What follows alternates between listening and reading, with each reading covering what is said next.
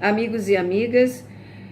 Nosso tema hoje é a preguiça tão mal falada, que é um estado de apatia, de falta de interesse, de movimentação física e mental, em que a pessoa vai deixando para depois, arranjando uma desculpa aqui, outra ali, negligenciando responsabilidades, tem uma certa indisciplina na realização dos compromissos, uma morosidade, um descompromisso, e dessa forma a vida fica complicada. A neurociência traz uma nova perspectiva para observarmos as pessoas com apatia. E então se verifica que essas pessoas, elas apresentam uma dificuldade de interação com certas áreas cerebrais, como a bênula medial dorsal, que estabelece uma associação, está associada à motivação, está associada com o humor, e também os córtex motores e o córtex cingulado anterior.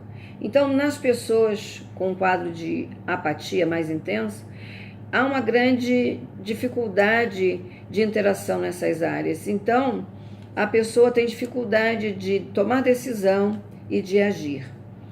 É importante também verificar que as pessoas que apresentam um quadro de Alzheimer e algumas que passaram por acidente vascular encefálico, elas apresentam também uma certa lentidão para as suas atividades. Esse olhar da neurociência, mostrando através desses estudos feitos na Universidade de Oxford, permite que possamos olhar com mais atenção para os multifatores que acontecem, que estão presentes nas pessoas chamadas preguiçosas. Algumas, do ponto de vista psicológico, passaram por traumas de infância, em que passaram a ter medos de tomar uma atitude, elas se protegem, têm muitas dificuldades de se confrontar, de se expor, por medo, muito medo da crítica, e elas são, às vezes, taxadas de preguiçosas, porque elas não dão a resposta imediata que as pessoas querem. Por outro lado, precisamos prestar atenção que o nosso corpo biológico precisa de um descanso. Os animais descansam após se alimentarem e também após as suas relações sexuais.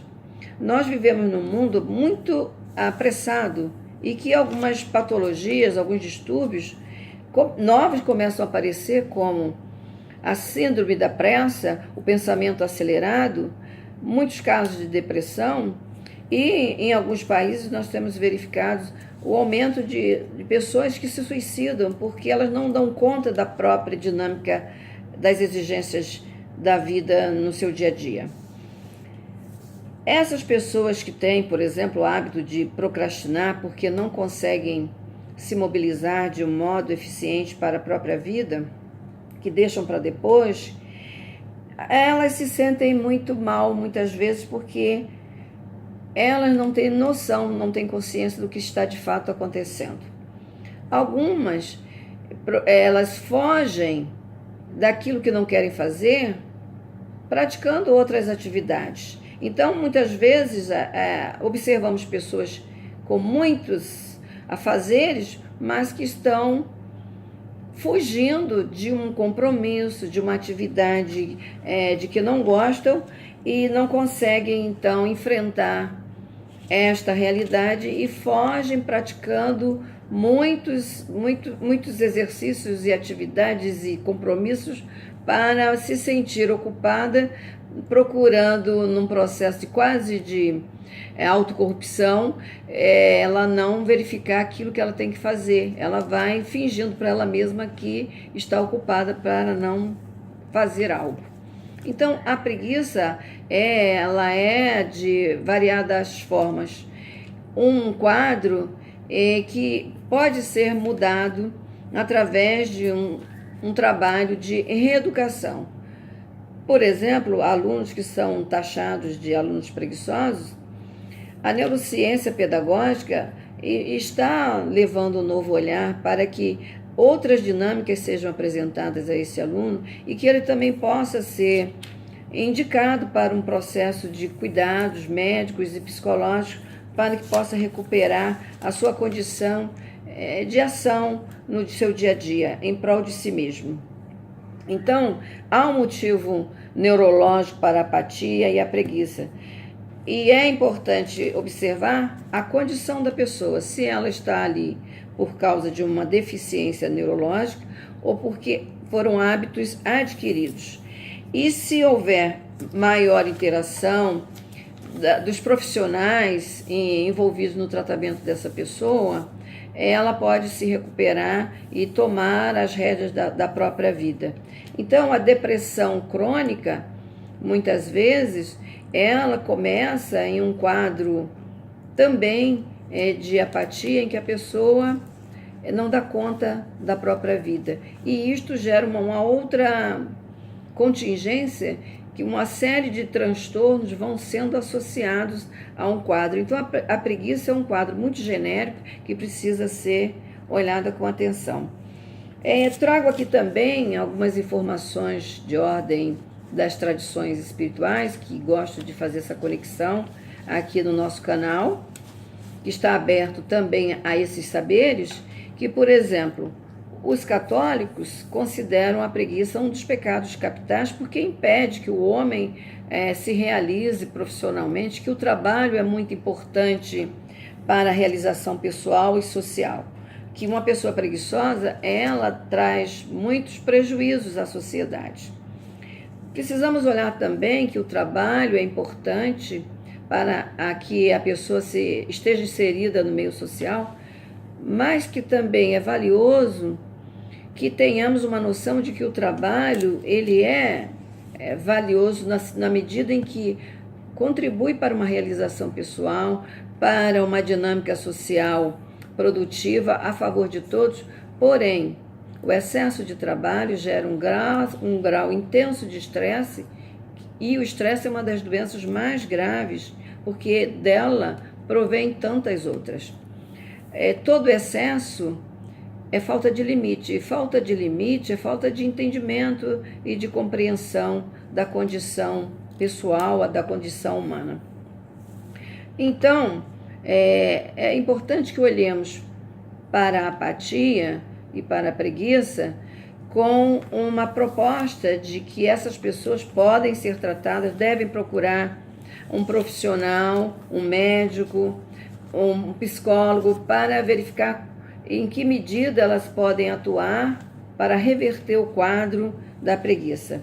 Então, as tradições espirituais também focam que a vida humana é uma oportunidade, principalmente as tradições que consideram a proposta da vida como um processo de reencarnação, ou seja, uma mente, um espírito, um ser cósmico usa por um tempo um corpo biológico que nasce e morre, e que nesse período deve aproveitar, valorizar a vida como uma grande oportunidade de melhoria pessoal, de evolução, porque afirmam, por exemplo, os kardecistas e os budistas, que se uma pessoa ela valoriza a vida humana como uma vida limitada, com prazo de validade, que ela vai se esforçar em adquirir os bens perenes, ou que são aquisições que ela leva na memória integral de vida após vida.